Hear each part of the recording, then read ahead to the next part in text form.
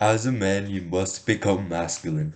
We know that women fuck the masculine man, but we are being thrust into this belief that being masculine is toxic and every masculine role model is getting cancelled and his life ruined.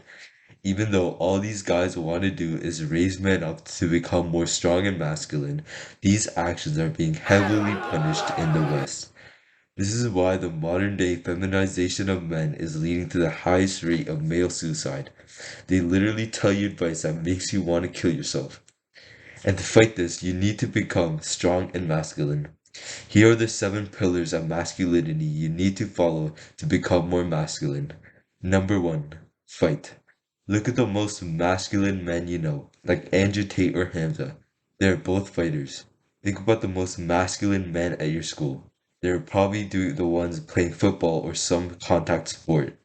The act of being punched in the face is so powerful for men, and coupled with the discipline needed to learn martial arts, just skyrockets your masculinity. To start, I want you to not overthink. Just go to Google Maps, type in martial arts club, and join one. Usually you can get like a free session and you can judge whether you'd like it or not. Number 2, diet optimization. If we are talking to increase your masculinity, we should be optimizing testosterone. Cut out alcohol and sugar. Don't be a bitch. Obviously, you can have the occasional treat like on your birthday, but it should be around once every month or so. Think back to the caveman days and eat like a warrior. Meat, vegetables, potatoes, eggs, and rice. You get the idea. But it's a simple act of eating like a warrior that will save you the need of worrying about cutting or bulking. If you're cutting, you can eat slightly before you are full, and when bulking, eat a bit above being full. Number 3, compete. Don't be a pussy and say, I only want to compete against myself. That's not how competition works. You see so many men these days scared of competition, and I'm so confused why, because it's like what makes things interesting. Go pick another man who's on a similar skill level like you and with the same goals and destroy him. The act of competing against other men and destroying them increases your masculine energy by so much. Number 4, lift weights, especially hypertrophy focused training that builds you a body you can be proud of because masculine men care about how they look. People who say that they don't are feminine as fuck or lying. Number 5, speak to beautiful feminine women. Men's masculinity go through the roof when speaking to beautiful feminine women, where you are way more goal oriented than they are.